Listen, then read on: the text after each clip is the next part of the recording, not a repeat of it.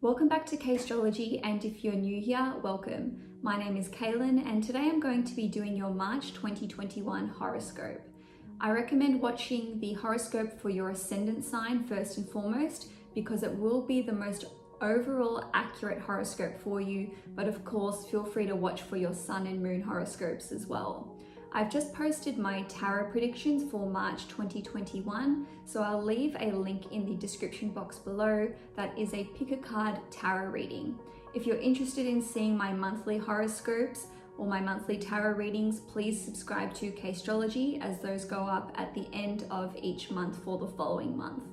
And lastly, guys, I do private readings for astrology and tarot. These are via video call, so if you want to connect with me, I'll leave a link in the description box, but you can find that at CAISTROLOGY.com. Without further ado, let's dive straight into the March horoscopes. Hi Aries, Sun, Moon and Risings. Welcome to your March 2021 horoscope. The month starts off with Mars entering the sign of Gemini on the 4th of March, where it will remain for 7 weeks.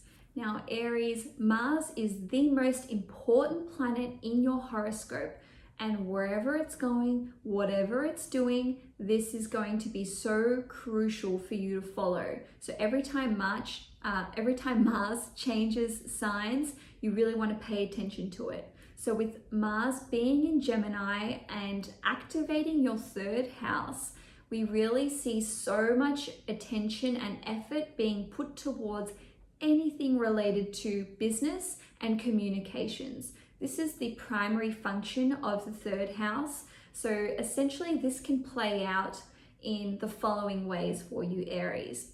You can be putting a lot of personal effort and energy into anything connected to sales, okay, transactions, selling, buying, marketing, all right? If you are involved in any kind of public relations, marketing, social media, any kind of online business, this is going to be such a crucial 2 months for you, really, 7 weeks, let's say, okay, until April 23. That's how long we will see Mars being in your 3rd house. And Mars is a very strategic planet, and it's so good at fixing problems. So if you have problems with your level of sales, if you have issues with your website or your online business, you can really just go in and attack it with gusto and be extremely effective. Mars in astrology is the planet which represents strategizing, war, taking action, and for you, Aries, this is like your primary mode of operating anyway, but being in the 3rd house, you just have this special edge when it comes to fixing anything related to business, as I said. On a different level, you may experience a bit of discord or some kind of arguments with your teammates, schoolmates, siblings, or relatives. So just, pump the brakes a bit before you jump down anyone's throats, Aries, because you will be tested by these individuals. You may feel that they are working too slowly, being ineffective, wasting their time, their precious time, which of course on a team project impacts your precious time. So just try to temper your criticism a little bit, because Mars is quite a critical planet and you can come off quite abrasive, especially when it comes to any kind of meeting that you are in. So if you're in a team meeting or a work meeting, just try to cool it a little bit, because Mars can have you coming in way too hot and heavy and, in some instances overreacting, when you really just need to keep a calm, cool and level-headed perspective. Now, with Mars being in your 3rd house, we can see Aries, Sun, Moon and Risings having a lot of short distance travel to do, a lot of meetings with the boss, meetings with your teammates or schoolmates, and there can be a lot of physical effort that you are personally exerting to get any kind of business related venture off the ground. But the good news is, Aries, that you will have the energy to do this. And this will also affect you if you are taking short courses, if you're doing any kind of training. Things can get really busy with Mars being in the third house, but you will have the know-how and the energy to actually get through any kind of training course that you are doing, and to do it at a very proficient level as well. Now on the 7th of March, we will finally be out of the Mercury retrograde post-shadow period. Yes, Mercury stationed direct on the 21st of February, but we do always see a 2-week post-shadow period. So now that the dust has settled when it comes to your 11th house, what we can find for you Aries sun, moon and risings is that you've come out of this 3-week or even 5 or 6 week period, including the shadows, the shadow sides, with having a revitalized sense and clarity surrounding the friendship circles or the friendship networks that you're a part of, and also the wider networks as well. A lot of you will have been either cutting out connections in your network which no longer serve you, all right? And some of you may have re-established certain connections which had laid dormant for many, many months, or in some cases years. And also we can see Aries sun, moon and risings reconnecting with their older siblings, okay? So if you were estranged from older sibling, or if there had been many, many months of you not speaking to them or seeing eye to eye, you may have come out of this period feeling like you actually understand one another and you can see where they were coming from, and now you've kind of let any grudges go with respect to older siblings. Having said that, Aries are not known for holding grudges anyway. On a completely different level, some of you may have severed ties with an older sibling, okay, because maybe this relationship wasn't working for a really long period of time, and you kept putting in effort and more effort and more effort, and it just wasn't going anywhere. But this Mercury retrograde period may have made you realize the ways in which you were expending all of this energy and effort when it's not a two-way street. And if that's the case, this was a long time coming. If this applies to you in this reading, just remember this is a general reading, Aries, so not everything is going to apply to you personally in this horoscope. Now on the 13th of March, we will see a new moon being in Pisces, and this is at 23 degrees. So this new moon in Pisces is occurring in your 12th house. Now it's actually conjunct Venus and Neptune, okay? It's a very tight conjunction as well. So what this means is that some element of sacrifice is involved with this new moon, aka a new beginning in your life, all right? So new moons always indicate the start of a new chapter, a new cycle, but with Neptune's influence, we had to let go of something in the process.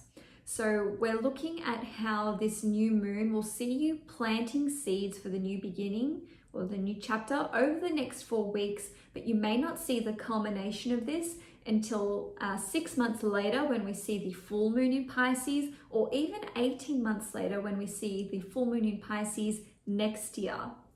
So this new moon can indicate a new beginning in any of the following areas for you.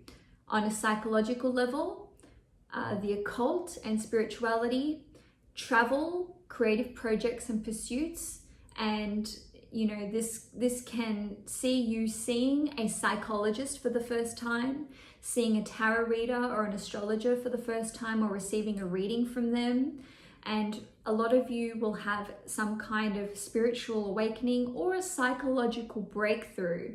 On a different level, a lot of Aries sun, moon and risings will be relocating to a foreign country, and the seeds will be planted now, but the actual relocation itself can take place in 6 months or 18 months time. And then lastly, we see Aries, some Aries starting a new project like writing, art, music, photography, filmography, even acting as well. Now, the sacrificial element of Neptune comes in, and it's representing what Venus rules in your chart, okay? Venus and Neptune being conjunct show that you may have to let go of a stream of income because Venus rules your second house.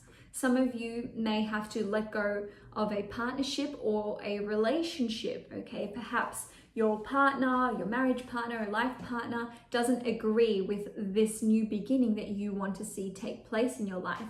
Or on a different level, some of you may be relocating because it's for your partner's work, or it's because they want to do it, and this is a sacrifice for you. Now, on the 20th of March, Aries season will commence, and we will see the sun transiting your first house or your ascendant house for 4 weeks, and 2 days later, Venus will join the sun, okay, on the 22nd of March. So with the sun and Venus both being in your first house, this is like a fresh new start for you, a new lease on life. You'll have more energy. You'll be in the spotlight. If you're an Aries sun, for obvious reasons, you'll be in the spotlight because it's your birthday. But some of you may simply just be radiant and glowing at this time. You're feeling more attractive. You have more energy to work out, to work on your physique. Some of you Aries may be wanting to get a haircut or have a total makeover, or redo your whole wardrobe and just unveil like a new version of you, Aries 2.0.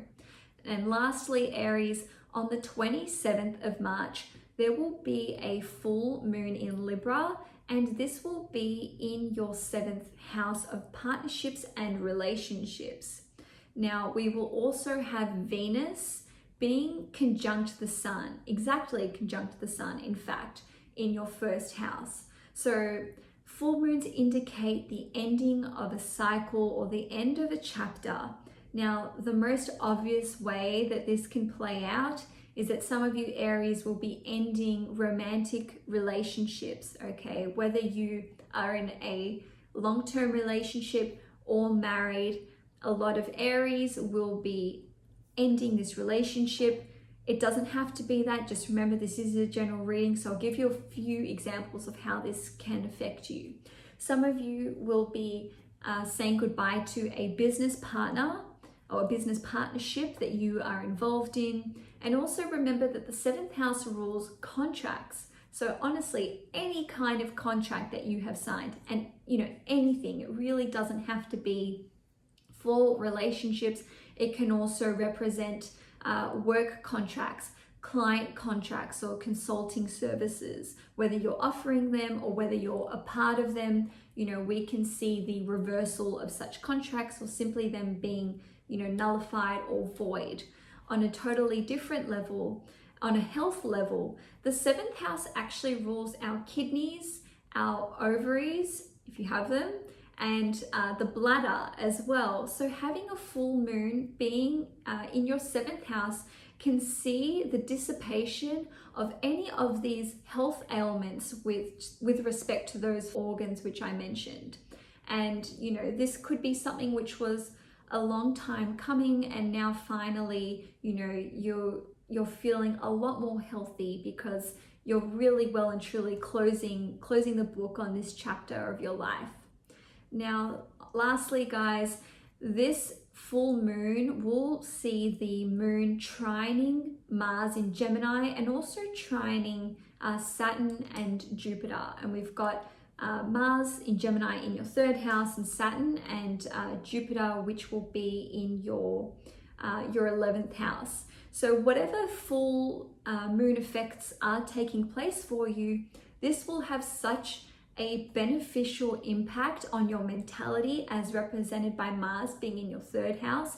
You'll start seeing, how you have been clouded by this relationship or this health issue, how it's been affecting not just your judgment, but for some of you, this may have had mental health side effects as well. On a different level, with the trine to Saturn in Jupiter, this full moon taking place will see you having a revitalized sense of hope and optimism for how your future can look and what you can now see occurring in your long-term future.